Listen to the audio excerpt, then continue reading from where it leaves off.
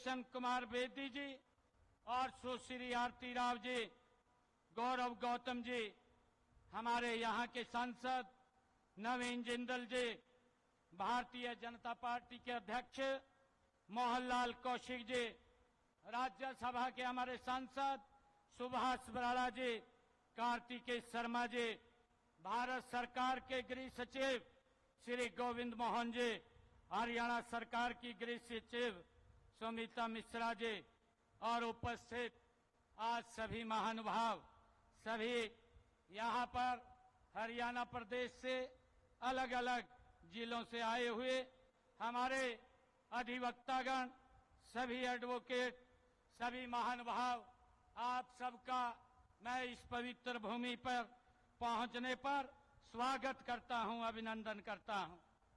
मित्रों, आज का ये बड़ा शुभ अवसर है। ये धर्म क्षेत्र कुरुक्षेत्र की ये पावन धरा है। भारत की न्याय व्यवस्था में क्रांतिकारी परिवर्तन लाने वाले 3 हमारे नए कानूनों पर आज ये प्रदर्शनी का उद्घाटन आदरणीय अमित शाह जी के कर कमलों द्वारा हुआ है। मैं उनकी आज यहाँ जो उपस्थिति हुई है, नए भारत के लौह पुरुष आदरणीय अमित शाह जी, गृह मंत्री, भारत सरकार, आज उनकी यहाँ कुरुक्षेत्र में जो उपस्थिति हुई है, मैं पुनः इनका दिल से आभार व्यक्त करता हूं, उनका यहाँ स्वागत और अभिनंदन करता हूं। मान्यवर, सर्वप्रथम मैं हरियाणा की 3.25 करोड़ और हरियाणा सरकार और हरियाणा के सभी नागरिकों की तरफ से पुनः आपका मैं हार्दिक अभिनंदन करता हूं। हमारे लिए ये गर्व की बात है कि 3 नए आपराधिक कानूनों पर प्रदर्शनी का उद्घाटन आपके कर कमलों से इस पवित्र भूमि पर हुआ है। जो न्याय और धर्म का संदेश देने वाली ये गीता की जन्मस्थली है। यहीं पर अन्याय, अधर्म एवं सत्य के खिलाफ महाभारत का ये युद्ध भी हुआ था। इसी धरा पर भगवान श्री कृष्ण जी के मुखारविंद से श्रीमद् भगवत गीता के स्वर इसी पवित्र भूमि पर गूंजे थे, जो आज भी मानवता का ये मार्गदर्शन कर रहे हैं। मान्यवर, आपके गृह मंत्री पद संभालते ही देश में कई क्रांतिकारी निर्णय आपके नेतृत्व में हुए हैं और बड़ी ऐतिहासिक गलतियों को देश की आपने सुधारा भी है।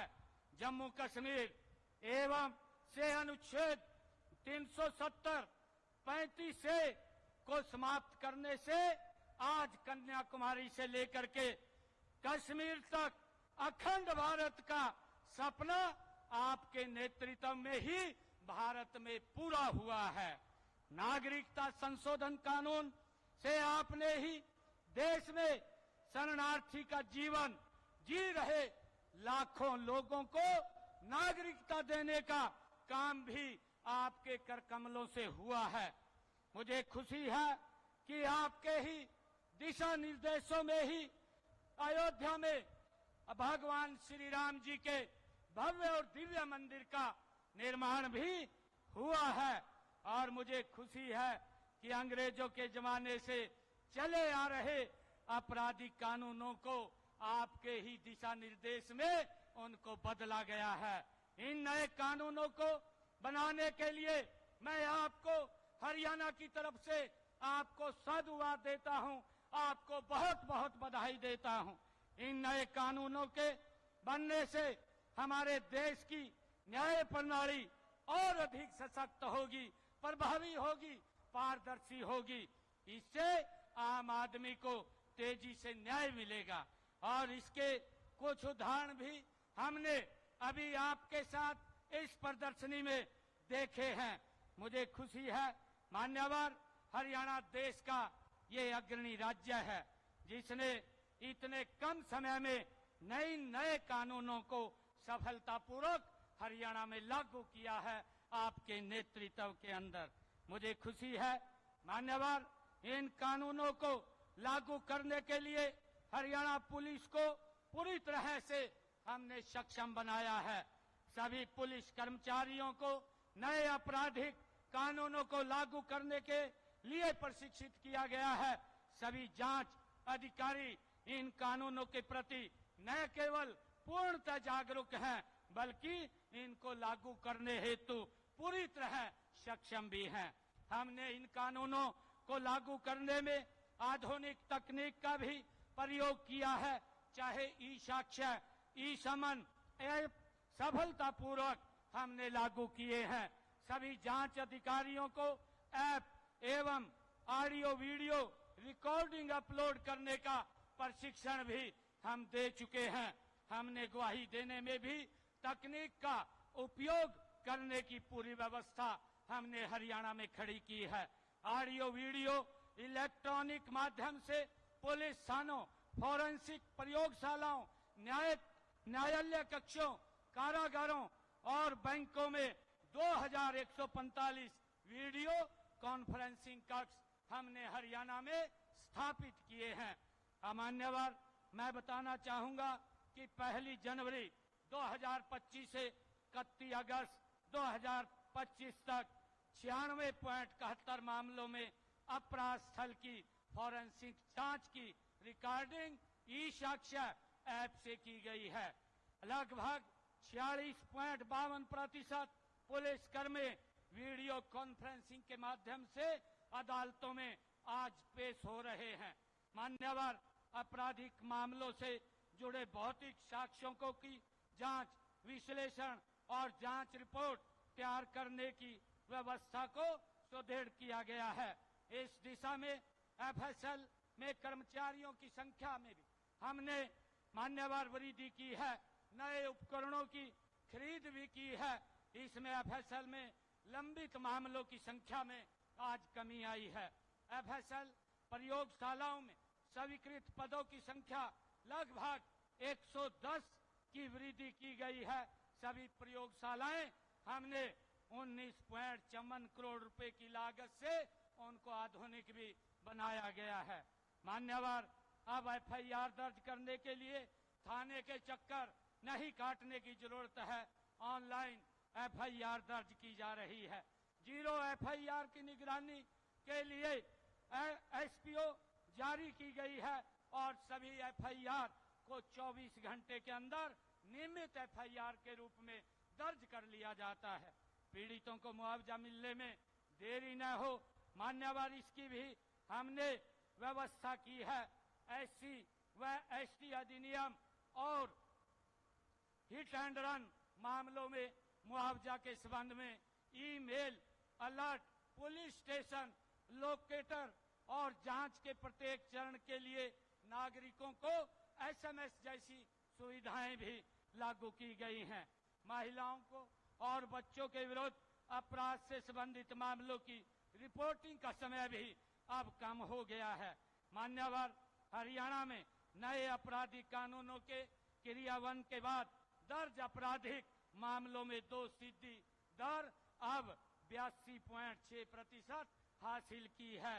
मैं इस मंच से माननीय गृह मंत्री जी आपको विश्वास दिलाता हूं कि आप सुधार की जो भी पहल हरियाणा में करेंगे, हरियाणा उसे तत्परता से लागू करेगा। मुझे खुशी है कि आज सुबह से हरियाणा के अंदर हैं।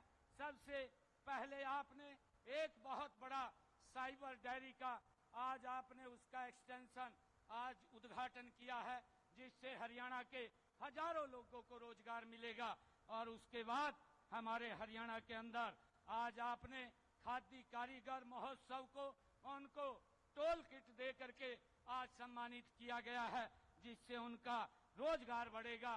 और जब भी आप हरियाणा में आते हैं, आप हरियाणा में जब भी आते हैं, हरियाणा की विकास की गति और ज्यादा गति से बढ़ जाती है। आप यहाँ पर आए हैं, मैं आपका माननीय गृह मंत्री जी, मैं आपका यहाँ पधारने पर पुनः बहुत बहुत स्वागत और आपका धन्यवाद करता हूँ। जो ये आज एग्जीबिशन का उद्घाटन आपने किया है, आज ये 3 तारीख से लेकर के ये 5 तारीख तक चलने वाली थी, परंतु हम आज आपने जो दिशा निर्देश हमें दिए हैं, इस एग्जीबिशन को हम 11 तारीख तक इसको आगे बढ़ाने का फैसला आपके नेतृत्व में लेते हैं। हमारे यहाँ पर सभी एडवोकेट्स बैठे हैं। मैं आग्रह करूंगा कि इसकी पूरी रचना योजना ये 11 दिन तक चले। हर जिले से हमारे बार एसोसिएशन के जो पदाधिकारी, हमारे एडवोकेट्स और हमारे कॉलेजों के, लॉ कॉलेज के स्टूडेंट्स इस एग्जीबिशन को वो देखने के लिए यहाँ आएंगे। मैं आपका पुनः बहुत बहुत स्वागत और धन्यवाद करता हूँ। इन्हीं शब्दों के साथ जय हिंद, जय भारत, जय भारत मां। बहुत बहुत आभार माननीय मुख्यमंत्री श्री नायब सिंह सैनी जी का। देवियों सज्जनों, 3 नए आपराधिक कानूनों को लेकर हरियाणा में राज्य सरकार द्वारा समय समय पर जो अधिसूचनाएं जारी की गई, उनका संकलन करके उसे हमने एक पुस्तक का रूप दिया है। यह अवसर है जब माननीय केंद्रीय गृह एवं सहकारिता मंत्री श्री अमित शाह जी के करकमलों से माननीय मुख्यमंत्री श्री नायब सिंह सैनी जी और मंचासीन विभूतियों की गर्मामयी उपस्थिति में इन पुस्तकों का, जिनमें इन अधिसूचनाओं का संकलन किया गया है, उनका विमोचन यहां किया जाएगा। ये हम सब जानते हैं और बड़े गर्व से इस बात को महसूस करते हैं। 3 नए आपराधिक कानून देश में स्वतंत्रता के बाद सबसे बड़े क्रांतिकारी बदलावों और सुधारों में से एक है, जिसका श्रेय जाता है माननीय केंद्रीय गृह मंत्री श्री अमित शाह जी को। महोदय, आपके नेतृत्व में ही दिसंबर 2023 में ये तीनों कानून संसद में पारित हुए और 1 जुलाई 2024 से प्रभावी हुए। आपकी तालियों की आवाज जरूर मंच तक आनी चाहिए। करतल अभिनंदन के साथ आभार व्यक्त करें हम माननीय केंद्रीय गृह मंत्री महोदय का इस विमोचन के लिए, जो अपने आप में महत्वपूर्ण सूचनाओं का संकलन है। और अब मैं पुनः अनुरोध करूंगा, विनम्र अनुरोध, महोदय रिमोट का बटन दबाकर प्रदेश में विकासात्मक परियोजनाओं का शिलान्यास और लोकार्पण करने की भी कृपा करें। आपकी उपस्थिति में आज हरियाणा प्रदेश के विकास को नए पंख मिले हैं, नया आसमान मिला है, नया शिखर मिला है, जिधर हम आगे बढ़ रहे हैं।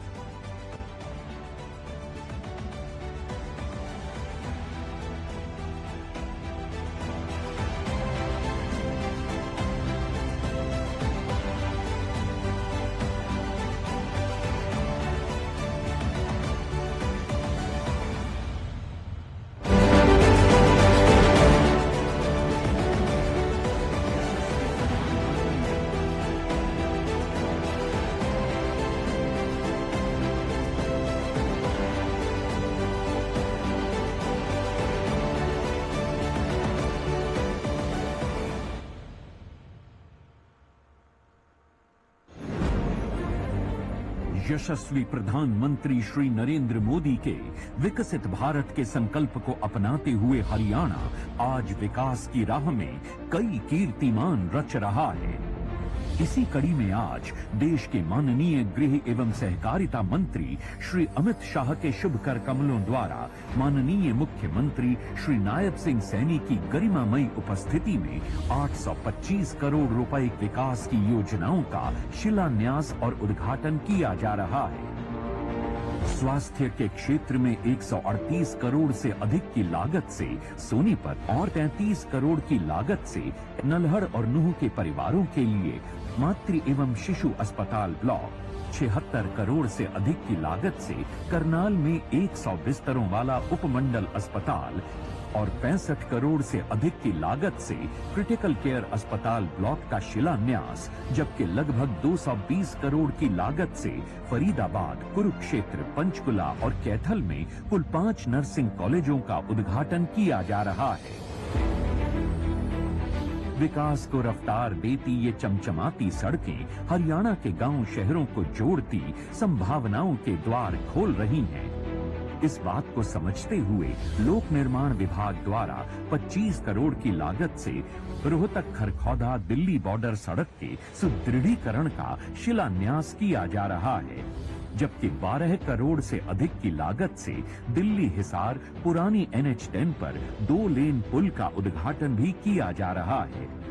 साथ ही 13 करोड़ से अधिक की लागत से रोहतक में डेयरी कॉम्प्लेक्स, 26 करोड़ से अधिक की लागत से किन्नू जूस प्लांट सिरसा का शिलान्यास, जबकि 11 करोड़ से अधिक की लागत से PWD विश्राम गृह नारनौल का उद्घाटन भी किया जा रहा है।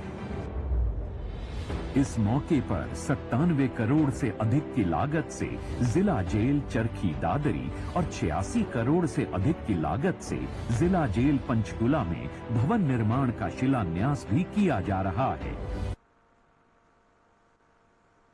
बहुत बहुत बधाई हरियाणा वासियों को इन परियोजनाओं के उद्घाटन और शिलान्यास की।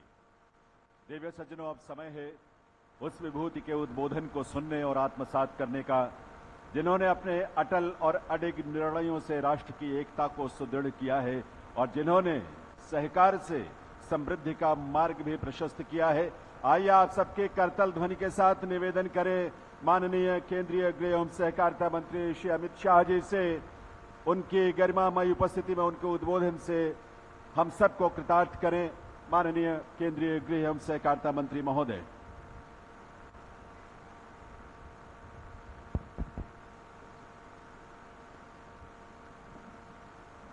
मेरे साथ बोलिए, भारत माता की।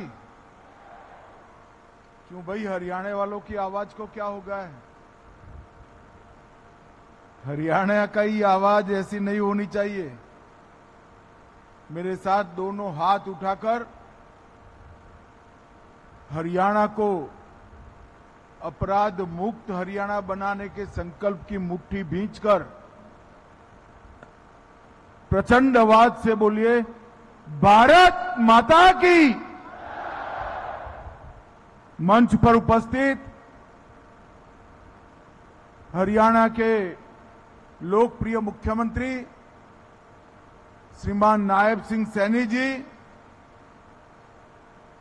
हरियाणा के वरिष्ठ मंत्री श्री अनिल विज जी, कृष्णलाल पंवार जी, श्याम सिंह जी, महिपाल डांडा जी, रणवीर सिंह गंगवा जी, बहन आरती राव जी, कृष्ण कुमार बेदी जी, अरविंद शर्मा जी, गौरव गौतम जी, हमारे प्रदेश अध्यक्ष श्री मोहनलाल बडोली जी, हमारे सांसद नवीन जिंदल जी, सुभाष बराला जी, कार्तिकेय शर्मा जी, बहन रेखा शर्मा जी, भारत सरकार के गृह सचिव श्रीमान गोविंद मोहन जी, हरियाणा की अधिक मुख्य सचिव गृह और हरियाणा के DGP शत्रुजीत सिंह जी, और आज इस कार्यक्रम में आए हुए प्यारे भाइयों बहनों, विधि की शिक्षा प्राप्त करे हुए सारे विद्यार्थियों, बार एसोसिएशन के सारे सदस्यों, आप सभी को मेरा नमस्कार प्रणाम। भाइयों बहनों, सबसे पहले तो मैं कुरुक्षेत्र की इस पवित्र भूमि को प्रणाम करना चाहता हूं, क्योंकि यही भूमि है जहां सबसे पहले स्वयं श्री कृष्ण के मुख से गीता जी का प्रागट्य हुआ। यही भूमि है जिसने सिद्ध किया कि पक्ष कितना भी बलवान न हो, विजय हमेशा सत्य की होती है, धर्म की होती है। और यही भूमि है जहां भीष्म पितामह ने अपने प्राण त्यागने के लिए इस भूमि को ही पसंद किया। मैं कुरुक्षेत्र के ये तीर्थ भूमि को बहुत मनपूर्वक प्रणाम करना चाहता हूं। मैं यहां आया हूं तब हरियाणा की मातृशक्ति को भी प्रणाम करना चाहता हूं, क्योंकि यही हरियाणा की मातृशक्ति है जिसमें छोटे से प्रदेश होने के बावजूद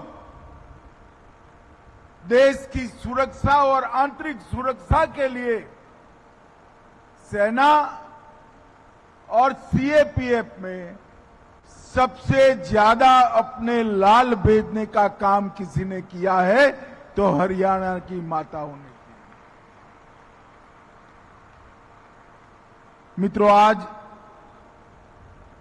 सरस्वती के तट पर वेद उपनिषदों की रचना हुई, वो ही लंबे तट की एक भूमि हमारी हरियाणा की भूमि है। मैं फिर से एक बार हरियाणा की भूमि को प्रणाम करना चाहता हूं। आज यहां पर नायब सिंह सैनी सरकार ने 825 करोड़ के अलग अलग विकास के कामों का 4 कामों का लोकार्पण और 8 कामों का शिलान्यास करने का काम किया है।